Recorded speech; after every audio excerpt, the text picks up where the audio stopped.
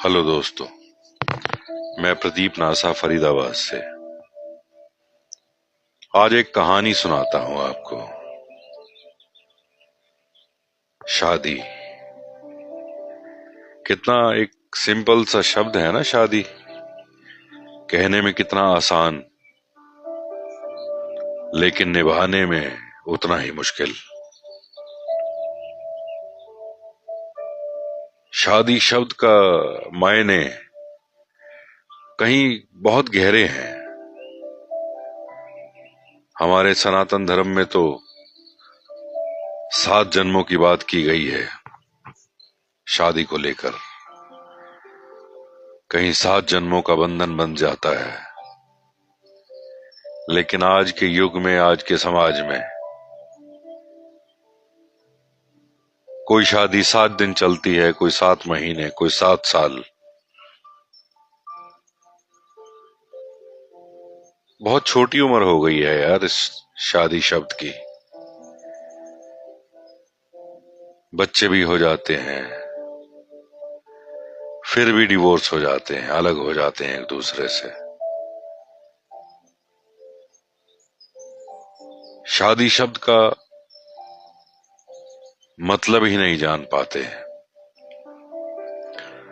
बस हो गई शादी, उसके बाद फ्रीडम चाहिए, कहीं आजादी चाहिए। चाहे वो वर हो या वधू हो, कहीं वर को आजादी चाहिए, कहीं वधू को आजादी चाहिए। दोनों में से एक भी रिश्ता अगर ना निभाना चाहे तो वो गाड़ी चलती नहीं है। बैलेंस का कहीं आउट हो जाता है और जाने अनजाने एक्सीडेंट हो ही जाता है। तो आज की कहानी भी कुछ ऐसी ही है। कहीं अलाइनमेंट आउट हुई, कहीं एक्सीडेंट हुआ और बात तलाक तक जा पहुंची।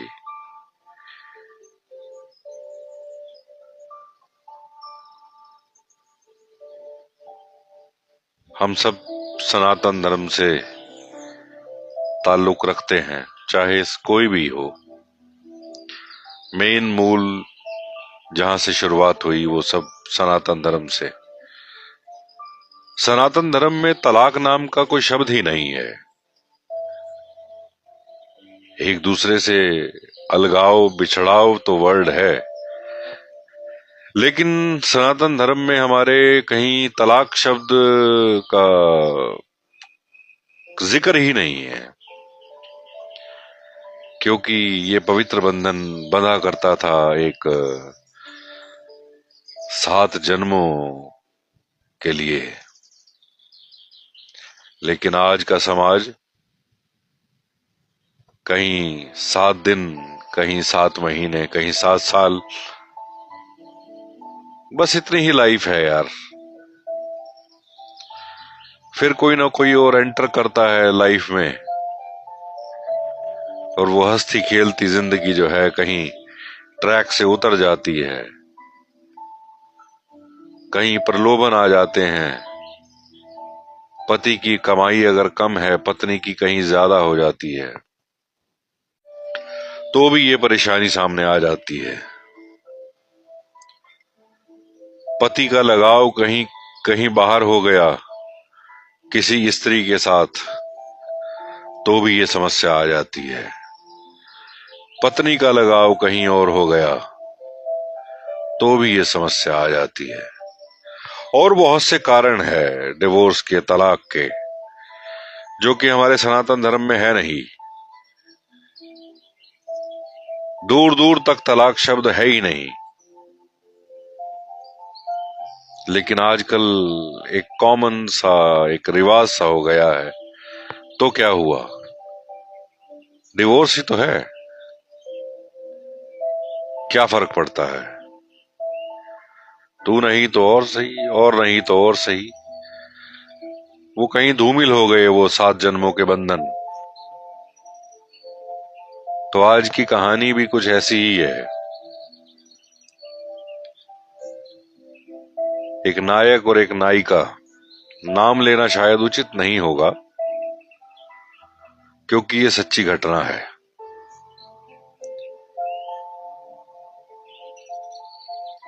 कहीं एक दूसरे को देखते हैं और देखते ही एक्सीडेंटली कहीं दोनों का रोका हो जाता है। अभी ठीक से कोई बात भी नहीं करी होती, मुंह मीठे हो जाते हैं, हाँ जी रोका हो गया रोका हो गया। शादी की तारीख भी तय हो जाती है। अभी नायक और नायिका ने आपस में कभी बात भी नहीं करी खुलकर और रिश्ता तय हो गया। समाज के ठेकेदारों ने तय कर दिया, बिना मर्जी जाने, बिना पूछे, बिना नायक और नायिका के बात कराए। हाँ, कुछ क्षण के लिए आपस में बात होती है, सिर्फ नायक जो है वो नायिका का नाम पूछता है और क्वालिफिकेशन पूछता है, बस इतना ही। और शादी से पहले कहीं एक बार मौका उनको दिया जाता है कहीं बाहर घूमने का, बात करने का, और उस बीच ही कहीं कुछ ऐसा तनातनी सी हो जाती है कि नायक को समझ आ जाता है कि नायिका के साथ जो है इसकी कहानी बनने वाली नहीं है। नायक अपनी मां के सामने हाथ जोड़ता है, गिड़गिड़ाता है, रोता है, कहता है कि शायद हम दोनों एक दूसरे के लिए सही मैच नहीं है। नायक की मां कहीं वास्ता दे देती है नायिका की मां का, जो कि बीमार है, कुछ ही दिनों की मेहमान है। अरे नहीं, मना करेंगे तो ये हो जाएगा वो हो जाएगा, शादी की डेट फिक्स हो गई है, लोग क्या कहेंगे, समाज क्या बोलेगा। समाज स्त्री प्रधान है, पुरुषों की पीड़ा को कभी समझा ही नहीं गया और ना कि समझा जाता है। तो शादी तय हो जाती है, शादी हो भी जाती है, लेकिन नायिका के जो हाव भाव हैं वो नायक के प्रति कुछ खास है नहीं। वो जो लगाव होना चाहिए, आपस में प्रेम होना चाहिए, वो है नहीं। बहुत सी घटनाएं घटती हैं शादी के कुछ ही दिनों बाद जो हृदय को कहीं चीर कर रख दें। उचित नहीं होगा उन सब बातों का जिक्र करना। हाँ, एक बात का जिक्र जरूर करूंगा। नायक थोड़ा सा मोटा है, नायिका पतली है। मुझे आपके साथ घूमने नहीं जाना। कारण पूछा गया तो आप मोटे हो, मुझे आपके साथ नहीं घूमने जाना, मुझे नहीं अच्छा लगता। खैर, घूमने जाते हैं, लेकिन वो अब दूध में नींबू निचुड़ चुका। अब वो बात नहीं है। फिर भी नायक अपने आप को संभालता है और नायिका की कुछ तस्वीरें खींचता है। नायिका क्रोधवश आकर करीब 150 फोटो जो बेहद खूबसूरत हैं मोबाइल से डिलीट कर देती है किसी कारणवश। पहले दिन से ही तनातनी, पहले दिन से ही टेंशन, पहले दिन से ही सब। खैर, कहानी यूं ही चलती रहती है। अब नायिका जो है उसका मन नहीं लगता अब ससुराल में। हर रोज हर दूसरे दिन वो कहीं बिना बताए घर से चली जाती है अपने मायके।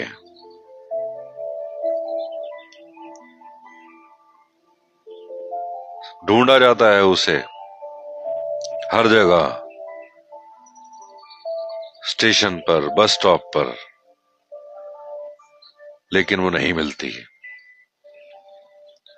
आखिरकार वो मिलती है तो अपनी मायके में। उसे ले जाने के लिए जब कहा जाता है कि चलिए घर चलो, तब भी उसके तेवर कुछ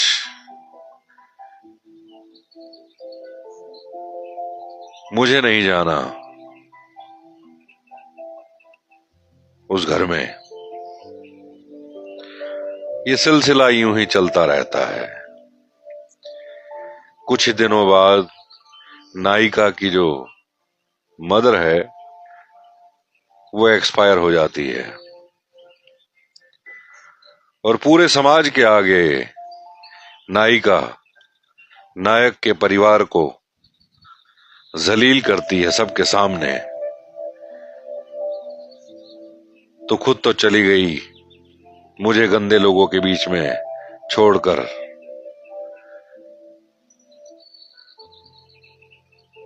वो जिल्लत भरे पल भी झेलता है और नायक का परिवार।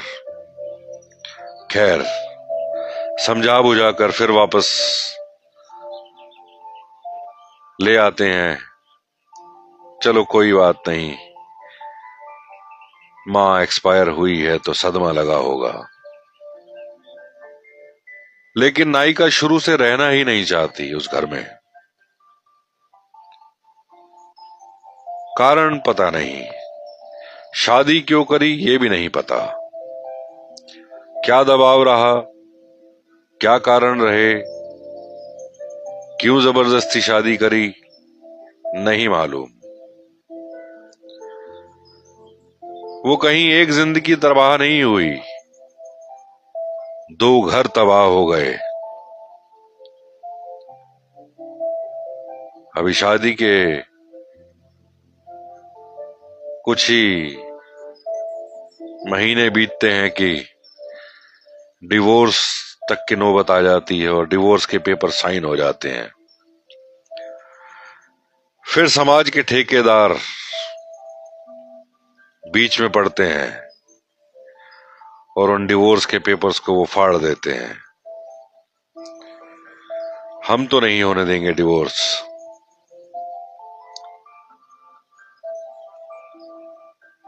तुम्हें तो साथ रहना ही पड़ेगा।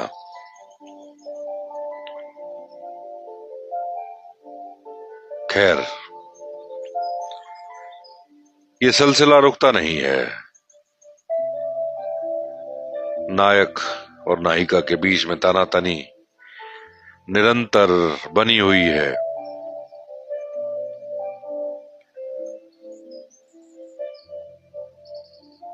फिर एक नन्ही परी का आगमन होता है 9 साल, 9 महीने 9 दिन बाद शादी के। लगता है कि सब ठीक हो जाएगा, लेकिन नहीं, कहानी और ज्यादा बिगड़ती चली जाती है। पहले नायिका अकेली चली जाती थी, अब बेटी को लेकर चली जाती है।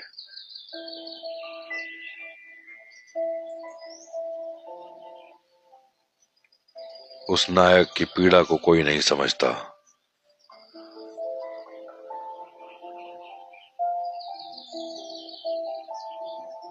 फिर एक पल आता है 2009, जब नायक तंग आकर सुसाइड अटेम्प्ट कर लेता है। एक हॉस्पिटल वाले तो जवाब दे देते हैं,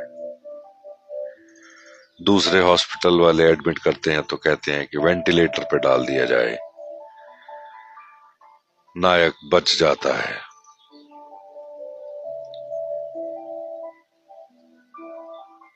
कहानी बहुत लंबी है, संक्षिप्त में बता रहा हूं।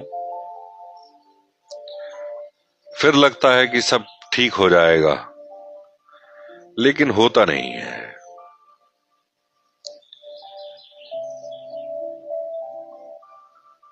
फिर 4 साल बाद एक और नन्ही परी आती है जीवन में। फिर लगता है कि अब सब ठीक हो जाएगा, लेकिन नहीं, कुछ भी ठीक नहीं होता।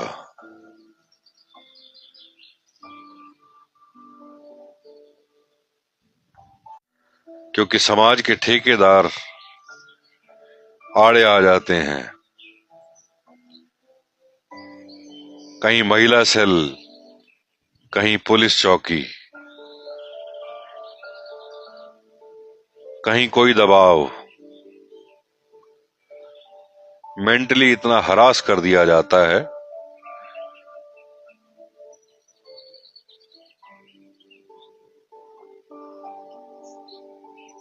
इस लेवल तक परेशान हो जाते हैं सब कि इनका अलग हो जाना ही उचित है।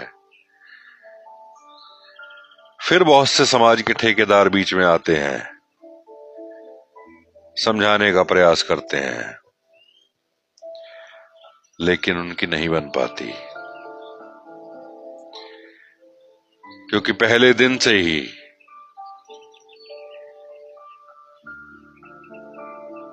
दोनों में से एक भी अगर ना चाहे साथ रहना, तो जबरदस्ती किसके साथ रहा जा सकता है। नहीं निभा पाते। कहीं ताने मारे जाते हैं कमाई को लेकर, कहीं इल्जाम लगाए जाते हैं मारपीट के, कभी पुलिस स्टेशन में कंप्लेंट, तो कभी पुलिस स्टेशन से कंप्लेंट वापस, हमें तो महिला सेल में कंप्लेंट करनी है। तो कभी डिवोर्स का केस फाइल, तो कभी अपने रिश्ते नातेदार और भाइयों, सो कॉल्ड भाई, और साथ में कुछ बदमाश, उनके द्वारा नायक को उसी के घर पे मरवाया जाता है।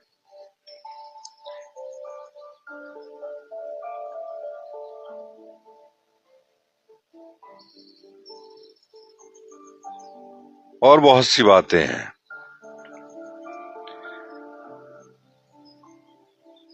कहा यह जाता है कि नायक ने मारपीट करी क्योंकि स्त्री प्रधान समाज है, पुरुष की वेदना सुनने वाला कोई है ही नहीं। लगता है कि सारे ही पुरुष गलत हैं और सारी ही स्त्रियां ठीक हैं। लेकिन पुरुष की वेदना को एक पुरुष ही समझ सकता है, जो इन सब से गुजरा हो, इन सब उतार चढ़ाव से। अरे नहीं पसंद तो पहले ही मना कर दिया होता, क्यों किसी की जिंदगी बर्बाद करनी थी। क्यों किसी के साथ खेलना था इमोशंस के साथ। एक 12, 13, 14 साल की शादी के बाद एक ऐसी उम्र में छोड़ देना जब इंसान ना आगे बढ़ने का सोच सके और पीछे की यादों में घुटता रहे, और नायक कहीं अपने घर बार से भी हाथ धो बैठा, अपने बच्चों से भी हाथ धो बैठा। म्यूचुअली डिवोर्स हुआ और दोनों अलग अलग हो गए।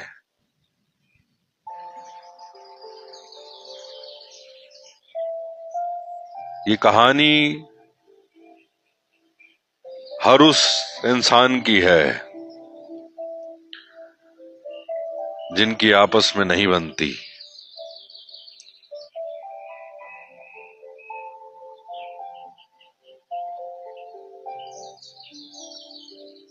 वैसे तो परमात्मा करे ऐसा कोई नौबत आए ही ना, पर एक सबक है। शादी लड़का और लड़की से ज्यादा परिवारों में होती है। परिवारों को अच्छी तरह टटोलें, चाहे वो लड़के का परिवार हो या लड़की का परिवार हो। शादी एक अहम हिस्सा है।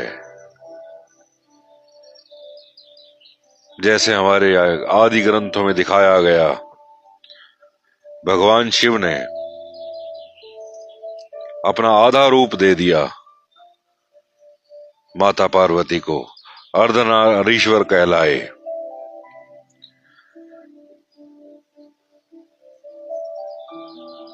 तो ये कहानी हर उस इंसान की है जो इस पीड़ा से गुजर रहा है या इस पीड़ा से गुजर रही है।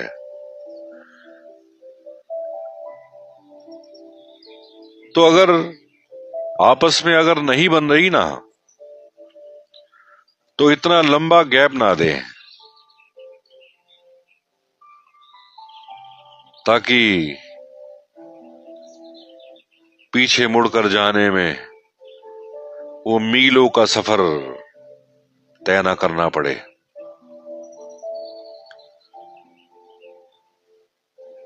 या तो शादी से पहले ही सब कुछ तय हो जाए, आपस में मिल लिया जाए 2 बार, 10 बार, 20 बार, 6 महीने, 1 साल, एक दूसरे को समझा जाए, एक दूसरे से बात की जाए। हाँ, अगर लगे कि कंपैटिबल हैं दोनों आपस में, तो ही शादी की जाए, अदरवाइज नहीं की जाए। मानसिक संतुलन हिल जाता है दो परिवारों का। गलती होती है नायक और नायिका की, पिस जाता है पूरा परिवार और मजे लेता है पूरा समाज और समाज के ठेकेदार। हम सुलह करा देंगे, हम बात करके देख लेते हैं, क्या पता हमारी बात मान ली जाए।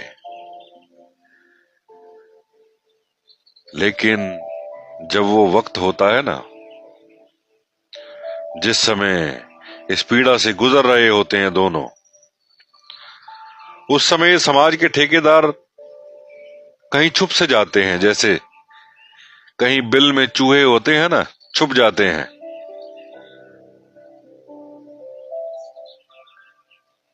और रात को कहीं बाहर निकलते हैं।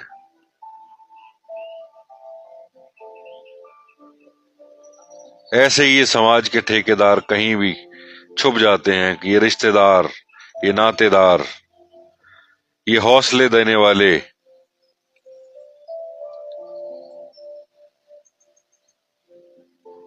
कहानी बहुत बड़ी है, बहुत सारी बातें हैं और ये सच्ची घटनाओं पर आधारित है। ये कहानी मेरी भी हो सकती है, ये कहानी आपकी भी हो सकती है, ये कहानी आपके किसी रिलेटिव की भी हो सकती है।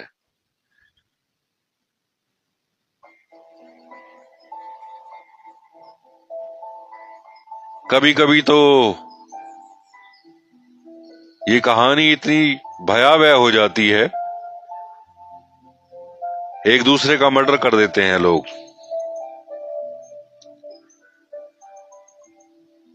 या खुद सुसाइड कर लेते हैं। दोनों में से एक विदा हो जाता है बिना सोचे समझे कि बच्चों का क्या होगा।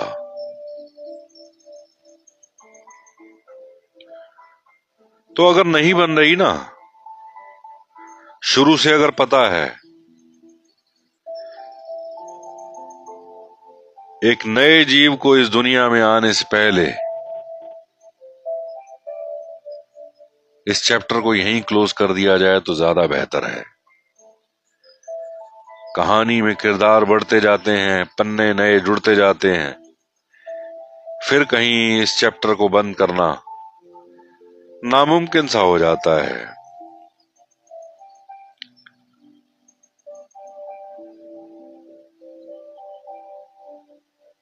कोई पर्सनली ना ले कि किसी पर विशेष टिप्पणी करी जा रही है, किसी को टारगेट किया जा रहा है। एक नॉर्मल समाज की बात है जो सबके लिए समान रूप से एप्लीकेबल है। तो सभी इस बात का ध्यान रखें, शादी एक बहुत महत्वपूर्ण पहलू है, एक महत्वपूर्ण पड़ाव है जीवन का।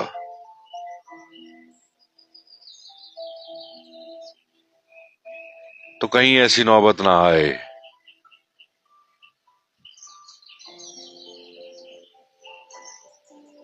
कि बीच में कहीं ये रिश्ता टूट जाए, ये बंधन छूट जाए। रिश्ते तो टूट जाते हैं कागजों में, लेकिन मनों में नहीं टूट पाते। कोई एक आजाद हो जाता है तो कोई एक डिप्रेशन का शिकार हो जाता है या हो जाती है। किसी एक को आजादी मिल जाती है और किसी एक को कैद मिल जाती है। कोई चैन की नींद सोता है तो किसी की रातों की नींद उड़ जाती है। और समाज की धारणाएं भी बदल जाती हैं। समाज जो है स्त्री को भी उसी निगाह से देखता है, उसी निगाह से तोलता है कि बिना पति की पत्नी है। चलो, निगाह ही बदल जाती है यार, मैं क्या शब्द बोलूं अब। और पुरुष के लिए भी ये सेम बात है, भले ही कोई कहता हो या ना कहता हो, लेकिन हाव भाव लोगों के बता देते हैं। ऊपर से भले ही इज्जत के तमगे लगाते रहें, भाई साहब बहन जी कहते रहें, अंदर ही अंदर बातें होती हैं। अच्छा, फलाने च कमी होएगी, मैं सुनिया फलानी दा भी कोई चक्कर है। लोगों को एक गॉसिप करने का बहाना मिल जाता है। और कई बार नायक और नायिका जुड़ना भी चाहते हैं आपस में, तो ये समाज के ठेकेदार, ये रिश्तेदार, हम तो नहीं जुड़ने देंगे जी, क्यों किया था डिवोर्स। ये भी कहानी में ट्विस्ट है। अगर नायक और नायिका मिलना भी चाहे ना आपस में, तो ये रिश्तेदार, ये नातेदार, ये ठेकेदार, ये आड़े आते हैं। ये चाहते ही नहीं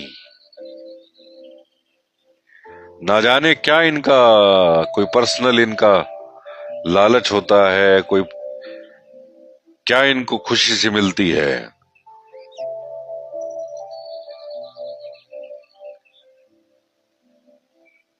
तो फिर मैं अर्ज करूंगा, शादी एक बहुत महत्वपूर्ण पड़ाव है जीवन का। एक पुरुष का और एक स्त्री का एक पूरा का पूरा जीवन इस पर आधारित है। मेंटल लेवल कैसा रहेगा, स्ट्रेस लेवल कैसा रहेगा, कैसे जीवन गुजरेगा। मैंने जैसे पहले कहा है, कोई एक तो आजाद हो जाता है और कोई एक गमगीन हो जाता है, जिसकी रातों की नींद उड़ जाती है, जो कहीं डिप्रेशन का शिकार हो जाया करते हैं, कहीं सुसाइडल थॉट भी आते हैं। फिर दोनों में से कोई एक भी अगर कहीं दूसरी जगह जुड़ने का भी प्रयास करता है तो भी लोगों को आपत्ति हो जाती है। इसका तो पहले से ही होगा जी चक्कर, हमें तो पहले ही पता था।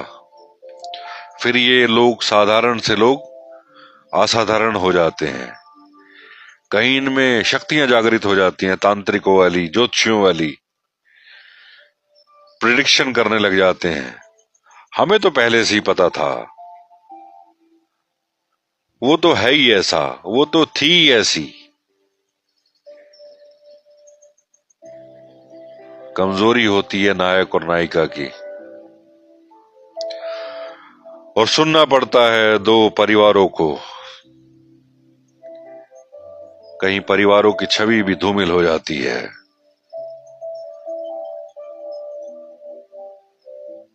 तो अगर पहले तो समय दो कुछ महीने का, इंस्टेंट डिसीजन लो ही मत।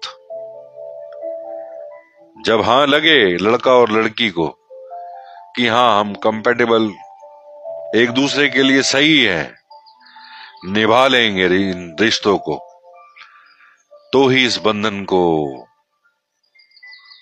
बांधा जाए, नहीं तो नहीं। लोग बोल नहीं पाते, झेलते हैं। स्त्री झेलती है तो किसी को बता नहीं पाती। एक कड़वे शब्दों में बोलूंगा, रोज उसका रेप होता है। एक पुरुष होता है,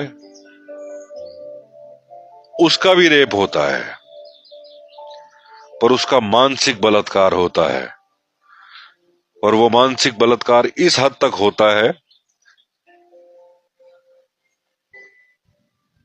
कि वो सोचने समझने की शक्ति कहीं कम हो जाती है, नींद कहीं गायब हो जाती है, लोगों से कटना शुरू हो जाता है।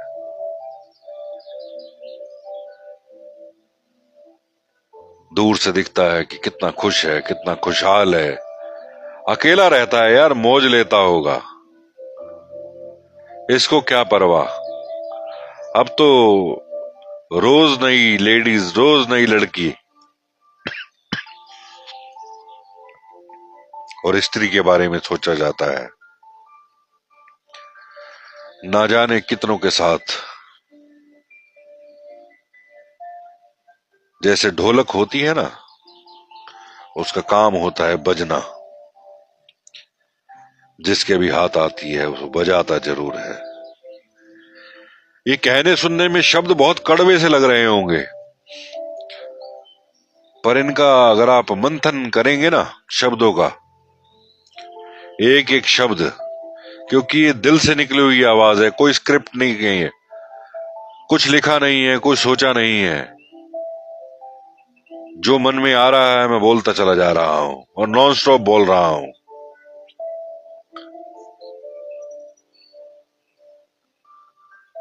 तो इन सब बातों की नौबत आने से पहले नायक और नायिका को समय दिया जाए। ठीक है, अगर नहीं बनती तो पहले ही मना कर दिया जाए, इंतजार ना किया जाए।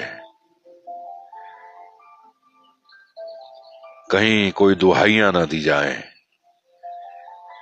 माँ के लिए शादी कर लो, पिता के लिए शादी कर लो, आखिरी श्वास वो ले रहे हैं उनके लिए शादी कर लो। जिंदगी बर्बाद हो जाती है यार। एक हंसता खेलता इंसान रोज मरने की सोचता है। एक हंसती खेलती लेडीज, दुनिया के सामने हंसना पड़ता है उसको, क्योंकि उसने जॉब भी करनी है, बच्चों को भी पालना है। लोगों की न जाने कितनी बातें सहनी पड़ती होंगी, कितने लोग गलत निगाह से देखते हैं, क्योंकि किसी की सोच पर, किसी की निगाह पर हम रोक नहीं लगा सकते।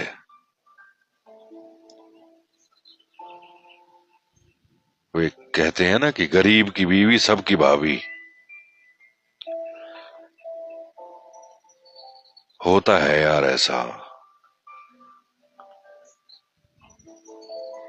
ऐसा ही नहीं कि अकेली लेडीज को ही पीड़ाएं झेलनी पड़ती हैं, जेंट्स को भी कहीं उससे ज्यादा पीड़ाएं झेलनी पड़ती हैं। बहुत मुश्किल होता है कहीं जिंदगी में किसी और हमसफर के साथ सोचना। आखिर कहीं तो प्यार हुआ होगा, किसी क्षण तो मोहब्बत हुई होगी, जो बच्चे भी हो जाते हैं, भूल जाते हैं अच्छाइयां, बस वो कमियां याद रह जाती हैं।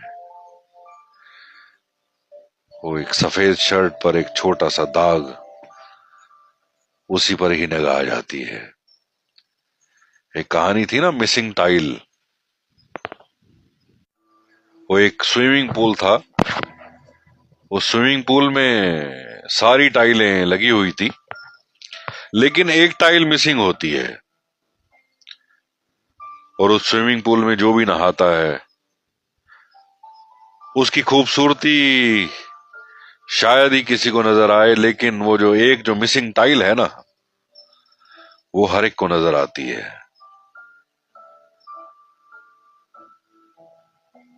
तो कोशिश की जाए कि जो जीवन में मिसिंग टाइल है उसको उखड़ने ही ना दिया जाए।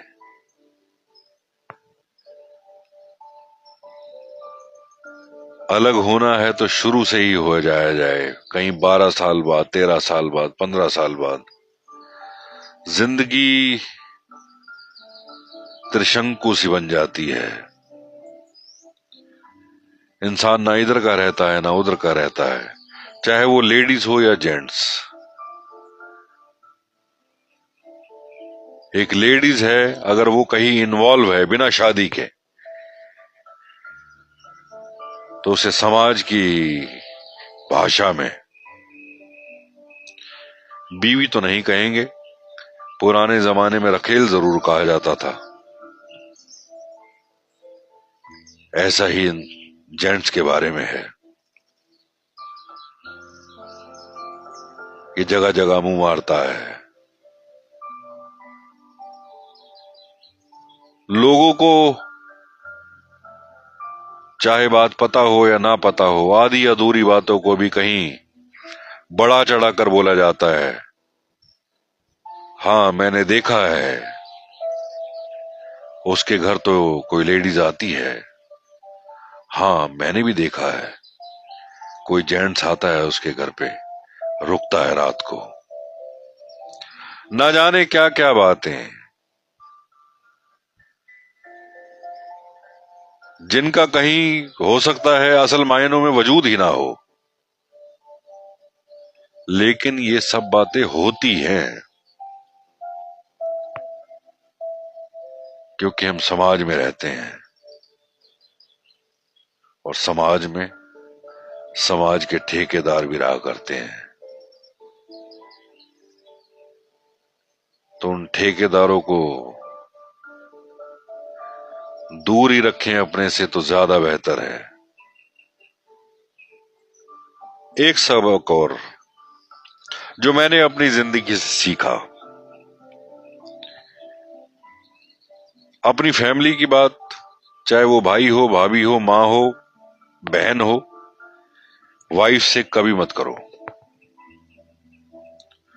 और वाइफ की बात अपनी माँ से, अपनी बहन से, अपने भाई से, अपनी भाभी से, अपने परिवार में किसी से मत करो। ये मेरे 43 साल की जीवन का एक अनुभव है। अगर सुखी ग्रस्त जीना है ना,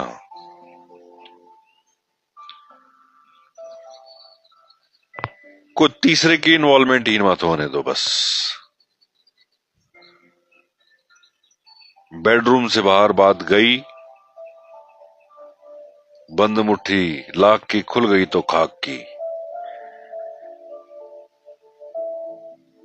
और एक बात निज अनुभव के आधार पर सिखा रहा हूं, बता रहा हूं, अपना दोस्त मानो, भाई मानो, जो मर्जी मानो, सखा मानो, मित्र मानो, अगर कोई बात हस्बैंड वाइफ के बीच में हो भी जाया करती है ना, लाजमी सी बात है यार, होती है। और जिन हस्बैंड वाइफ के बीच में झगड़ा नहीं होता ना, छोटा मोटा, उसमें प्यार भी नहीं होता। ये भी मैं अनुभव के आधार पर बोल रहा हूं। जिस दिन आपकी बीवी आपसे बोलना, आपसे लड़ना बंद कर देना, समझ लेना उस दिन आपके जीवन से वो चली गई। ये बात सच है, आजमा के देख लेना। अगर उसने रोकना, टोकना, बोलना छोड़ दिया ना आपको,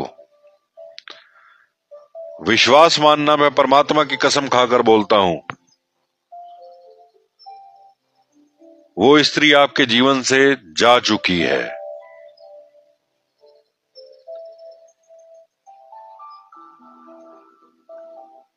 मुझे नहीं मालूम मैं ये बातें क्यों कर रहा हूं।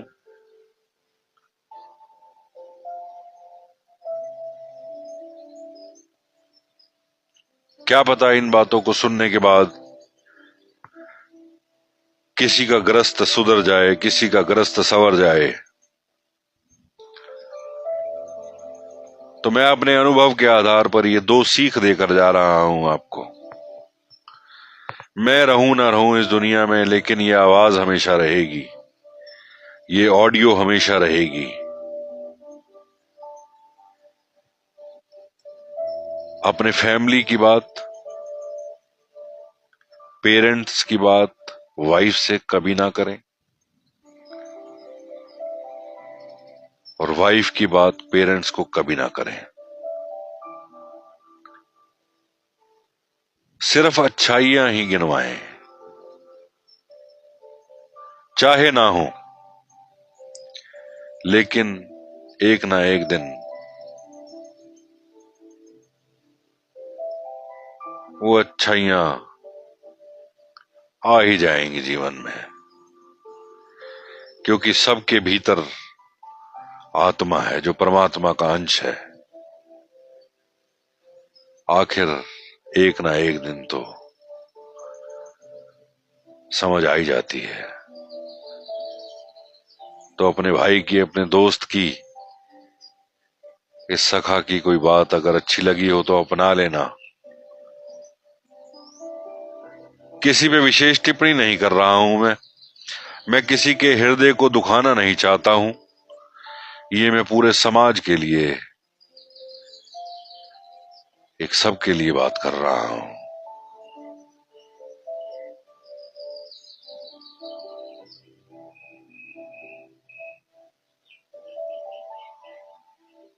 बहुत जरूरी है यार आपस में निभ जाना। ग्रस्त जीवन अगर इंसान का सुखद है ना, तो जीते जी इस धरा पर स्वर्ग है। ग्रस्त जीवन अगर डिस्टर्ब है ना, तो जीते जी इसी धरा पर नरक से भी बदतर जीवन है। अकेले रहना बहुत मुश्किल है यार। कोई चाहिए हंसने वाला, बोलने वाला, लड़ने वाला, समझाने वाला।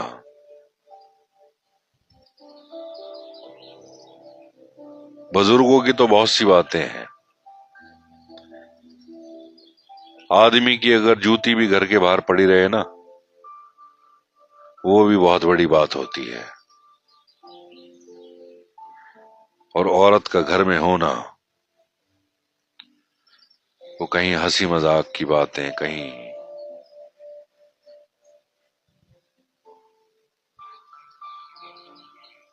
खैर छोड़ो, हर एक के नसीब में ये नहीं होता।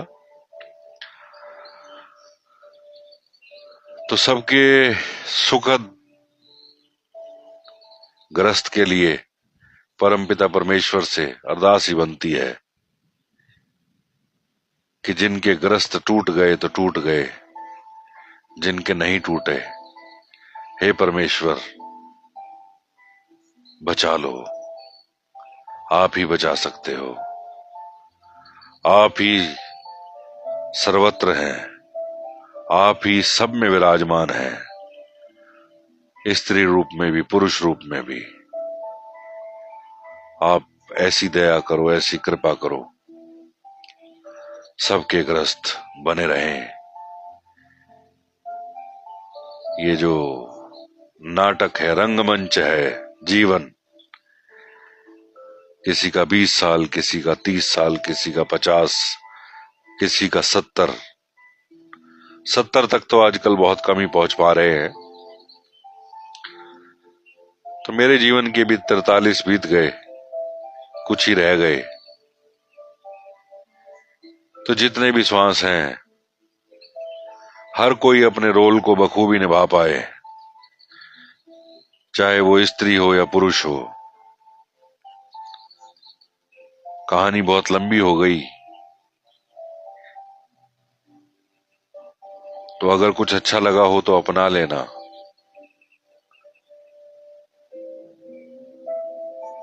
हो सकता है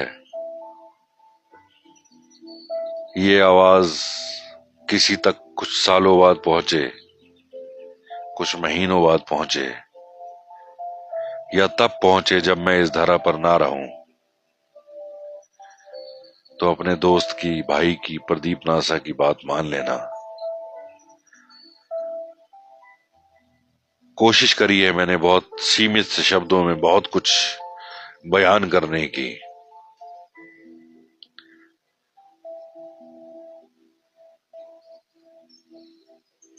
तो अपना लेना यार।